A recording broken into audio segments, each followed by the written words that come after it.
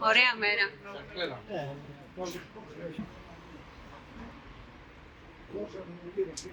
Ό,τι πρέπει είναι.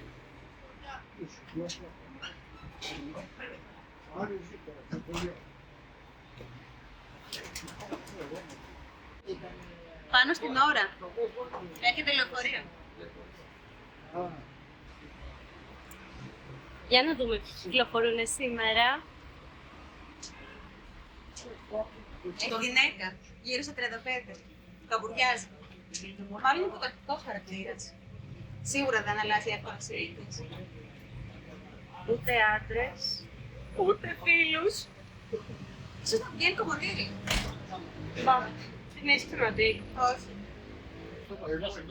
Ποιο να είναι το τελευταίο βιβλίο που έχει διαβάσει? Δεν νομίζω να θυμάται. Εσύ, Τι? θυμάσαι. Δεν το έχω τελειώσει ακόμα.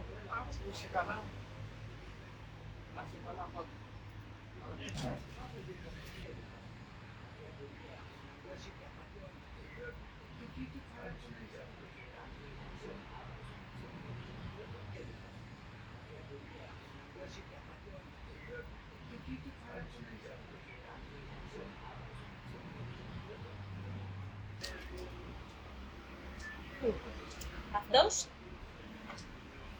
Άντρας, γύρω στα 55. Παντρεμένος. Δεν θα έχει δύο παιδιά, το ένα να πηγαίνει δημοτικό.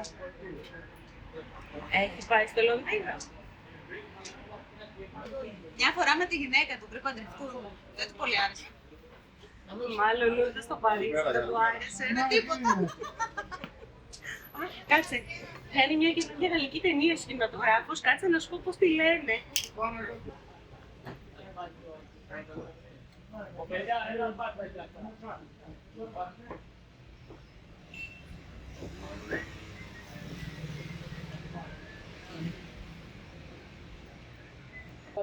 Καλά, κοίτα. Γυναίκα γύρω στους 40, ανήπαντρη. Τη βλέπεις?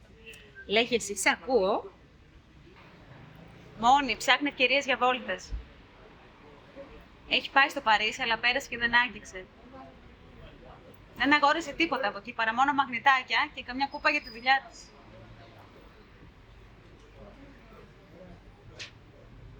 Και έρχεται προς εδώ.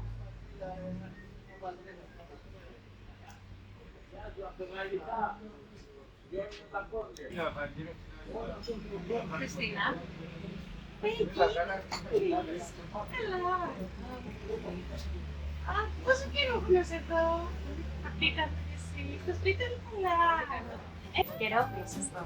Ο Γιάννης, και ο μικρός. Μπράβο, παιδιά. Άντε, γιατί. Η μαμά σας έχει πάρα πολύ.